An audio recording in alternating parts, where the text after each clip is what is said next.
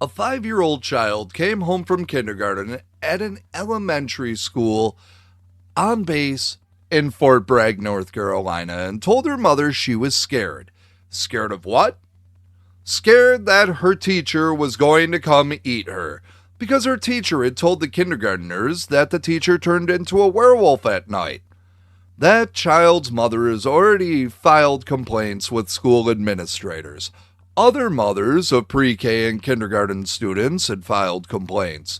They had reported that the substitute teacher, a biological male who identified as female and non-binary, came to school wearing tight shirts, tank tops, above-the-knee skirts, combat boots, and a BDSM-style dog collar with dog tags representing sexual fetishes.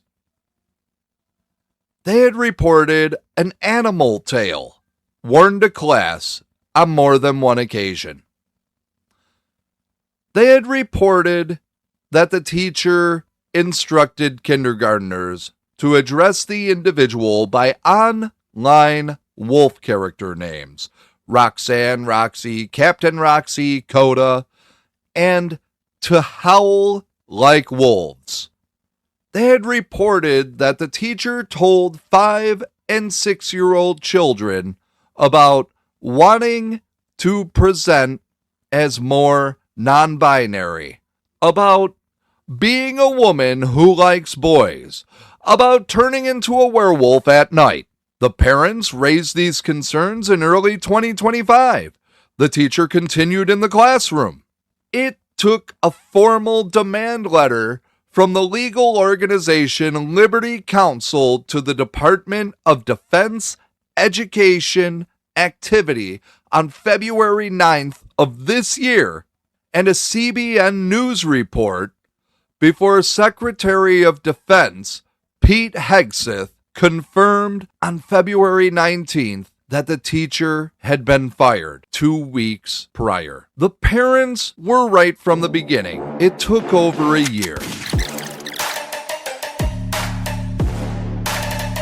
The independent media company The Truth in the Darkness Network presents the Courage in the Darkness show with your host Philip Roberts, shutting down the narrative and bringing you the truth that the indoctrinated leftist sheep can't handle.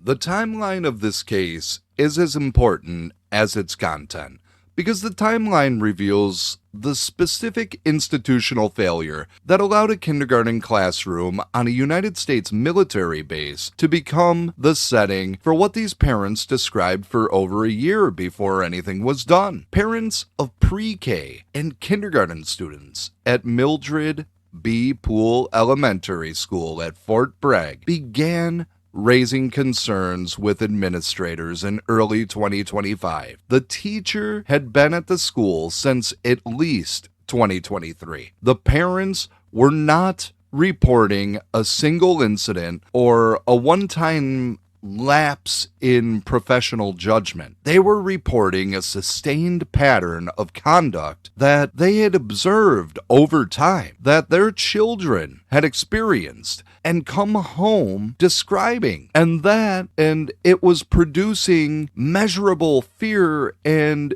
distress in young children. A 5-year-old afraid of her teacher, afraid that her teacher was going to eat her. Not a child who misunderstood something.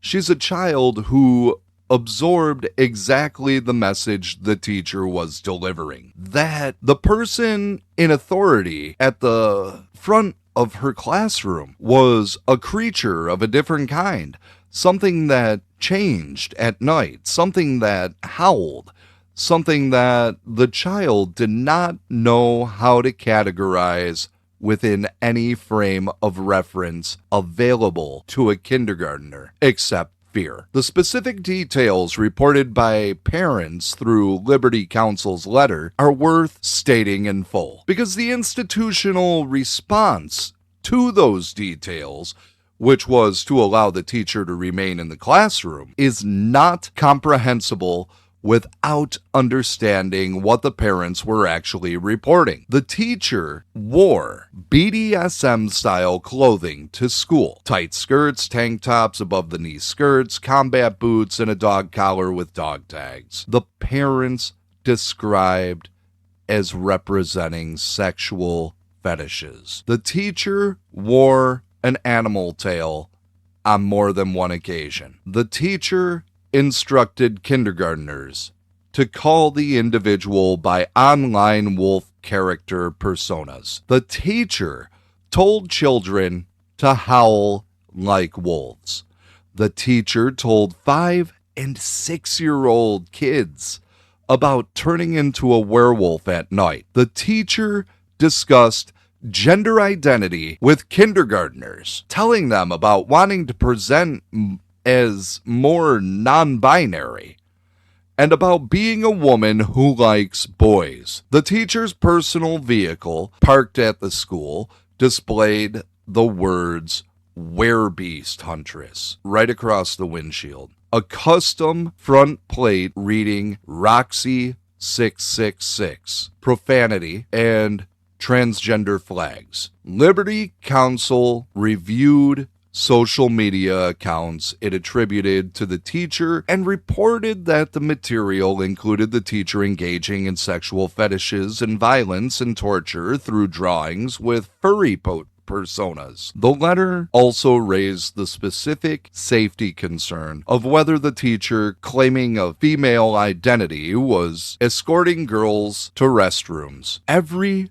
one of those details was available to the school administrators who received the parents' complaints in early 2025. The parents were reporting all of it. The school's response was to allow the teacher to continue in the classroom for the better part of a year while the parents' concerns were unresolved. The teacher apparently understood what was and was not being monitored. Liberty Counsel noted that the individual dressed appropriately for the school yearbook photo and other official school events. The conduct that parents were reporting was happening in the classroom with the children where the cameras were not rolling and the yearbook photographer was not present. The teacher knew how to perform appropriateness for documentation purposes while conducting the classroom differently. That awareness is not the behavior of someone who did not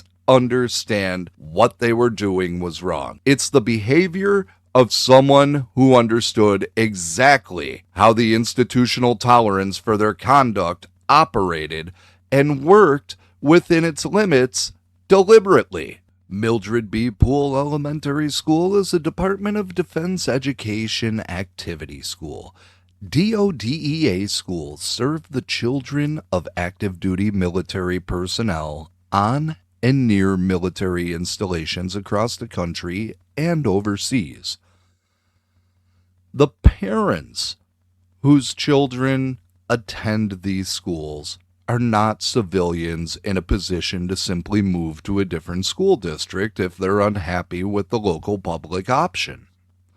They are military families whose assignments determine where they live and where their children go to school. The DODEA system is not optional for them the way a school district is optional for a family with resources and residential flexibility.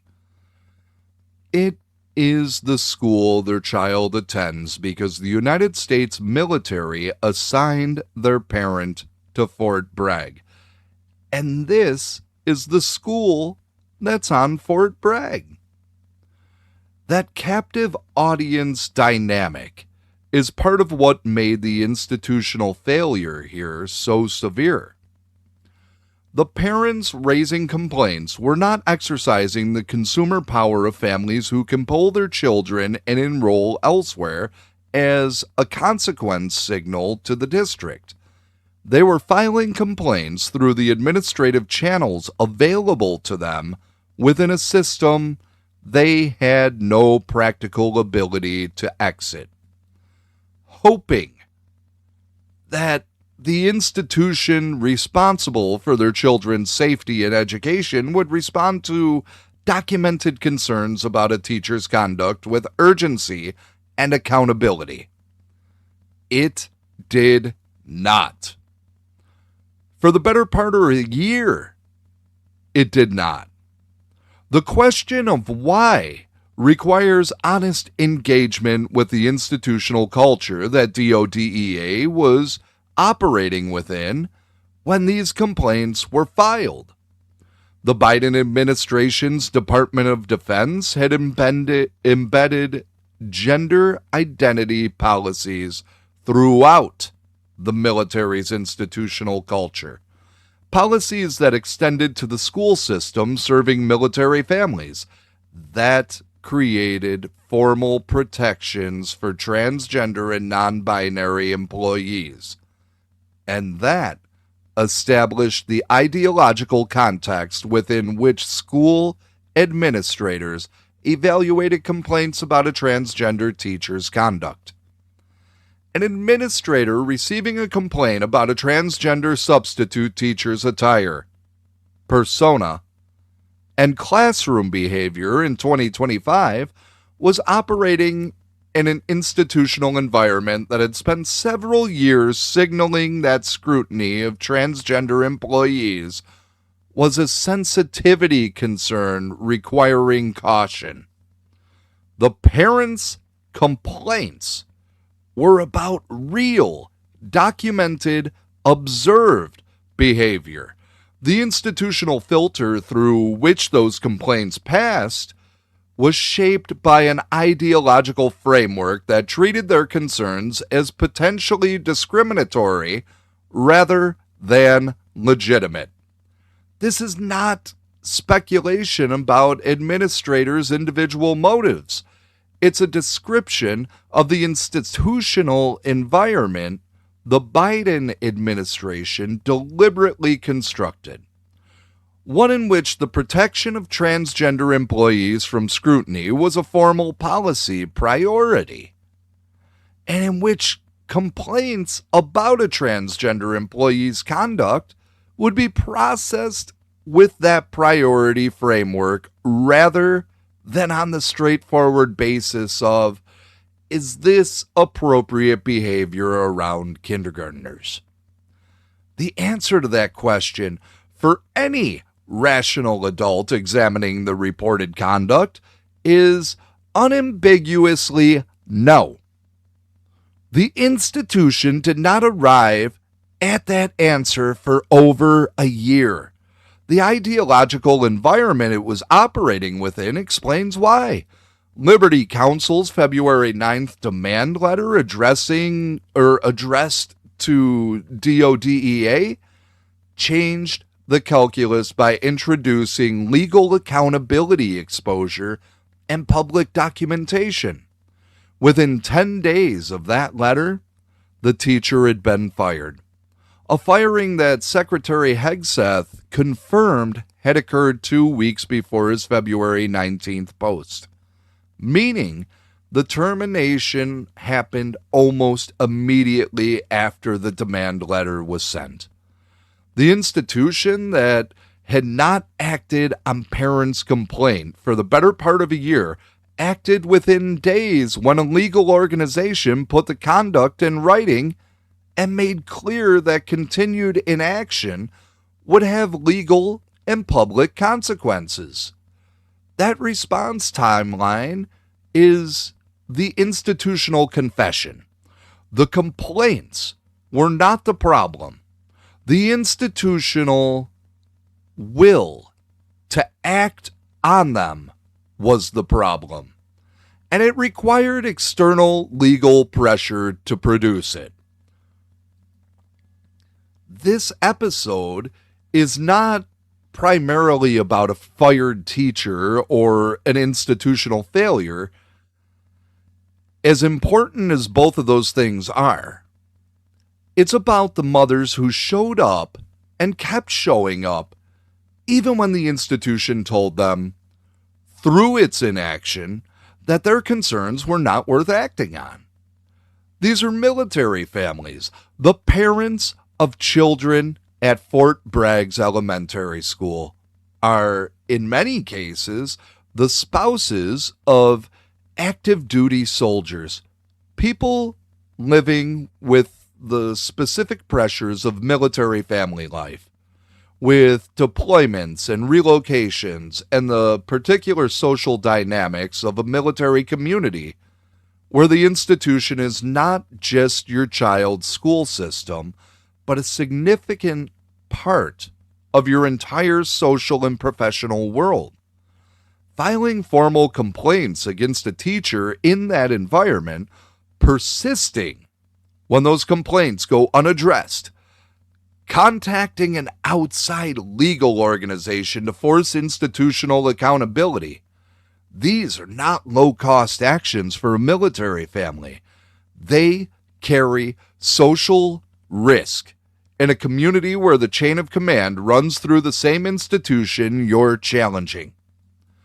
The mothers who did it anyway deserve to be recognized for the courage that required. The child who told her mother she was scared the teacher was going to come eat her is 5 years old. She doesn't have the developmental framework to process what was happening in her classroom in the terms that adults use to analyze and categorize it. She processed it in the only terms available to her: fear.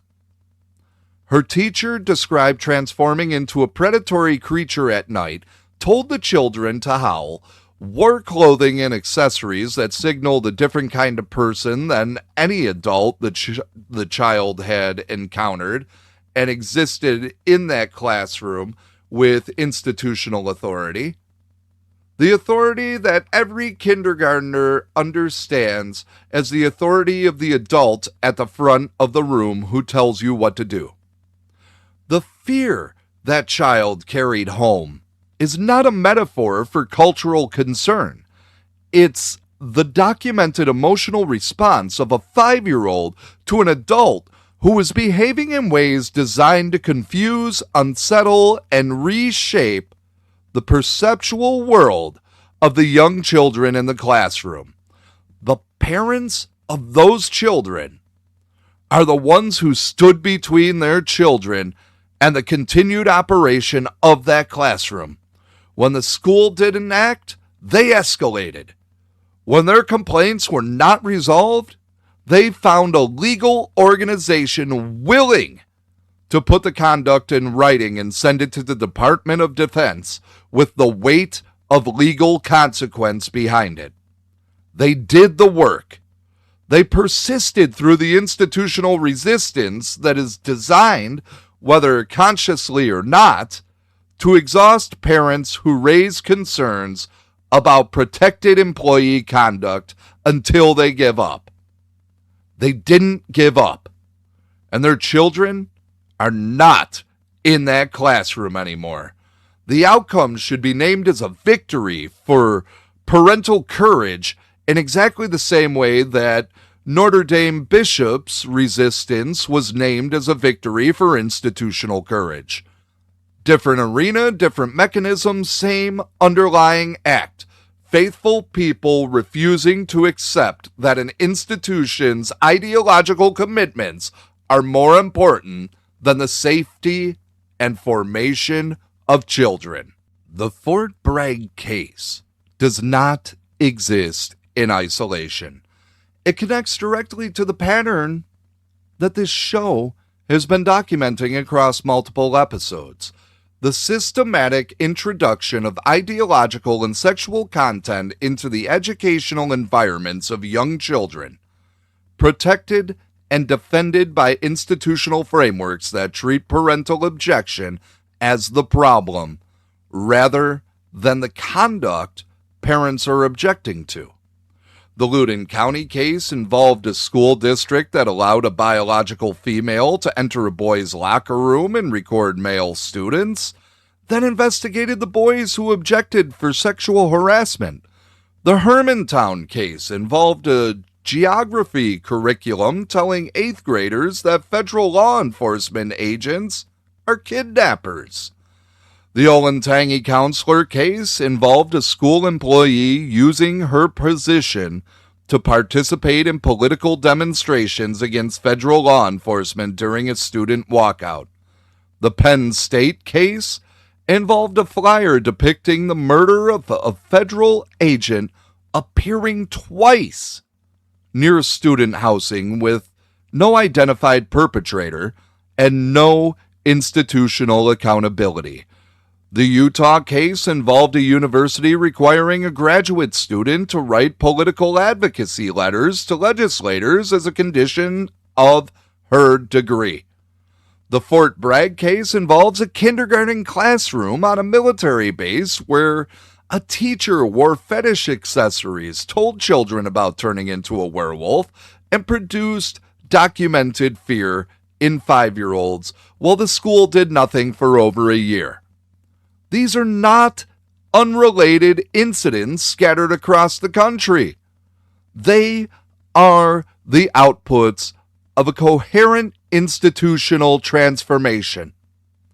The deliberate capture of educational environments at every level by an ideological framework that has redefined the purpose of education from the formation of minds and the transmission of knowledge to the reshaping of children's identities, beliefs, and understanding of the world. That framework protects a transgender kindergarten teacher wearing a BDSM collar in the same way it protects an 8th grade geography teacher telling students ICE agents are kidnappers. In the same way it protects a university professor requiring advocacy letters from graduate students. In the same way it protects the school district that investigated boys for objecting to being recorded in their locker room. The protection is not incidental. It's structural. The framework is designed to be difficult to challenge, to exhaust the people who try, and to generate institutional consequences for those who persist. What the Fort Bragg parents demonstrated, and what the Notre Dame bishops demonstrated, and what the families in Loudoun County demonstrated, is that the framework is not invincible. It yields to organized, documented, persistent resistance backed by legal accountability mechanisms and public visibility. The parents who file the complaints contact the legal organizations, go to the school board meetings, call the federal representatives, and refuse to be exhausted into silence are not fighting a losing battle. They're fighting a battle that can be won, that has been won in these specific cases, and that requires only the will to keep fighting it. Every parent listening to this show right now has children in educational environments somewhere on this spectrum. Some of those environments are healthy. Some of them are not. The question is not whether the institutional framework that produced the Fort Bragg classroom exists in your school. The question is whether you know what is happening in your child's classroom right now, and whether you have the information and the resolve to act if the answer is what the parents at Mildred B. Poole Elementary discovered when their 5-year-olds came home afraid. A 5-year-old told her mother she was scared her teacher was going to come eat her.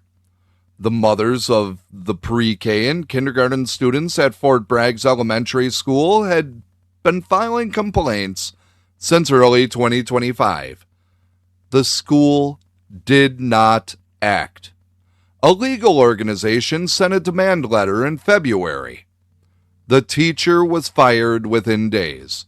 Secretary Hegseth confirmed it publicly. The classroom is safe.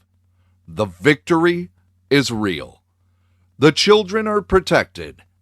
The mothers who did the work who persisted through the institutional indifference, who found the legal organization and put the conduct on record, who refused to accept that their children's fear was less important than the institution's ideological commitments. Those mothers won. Name it, celebrate it.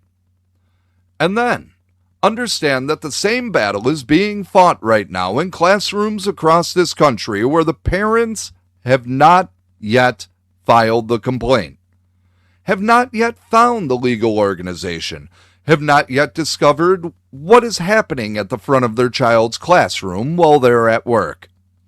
The Fort Bragg parents did not know what was happening until their children came home and told them.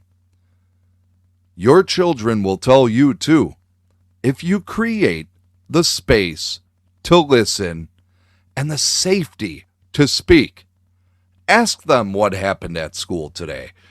Ask them what their teacher said. Ask them if anything made them feel confused or scared or uncomfortable. Listen to the answers. The protection of children is not a political position. It's the first obligation of every parent, every community, and every institution that claims to serve families. When the institutions fail that obligation, parents must fulfill it. The Fort Bragg mothers did. So can you. Stand with us, support the mission, refuse the silence. Find us at TITDUSA.com and the Stand Against the Silence campaign. And I will see you next time. God bless.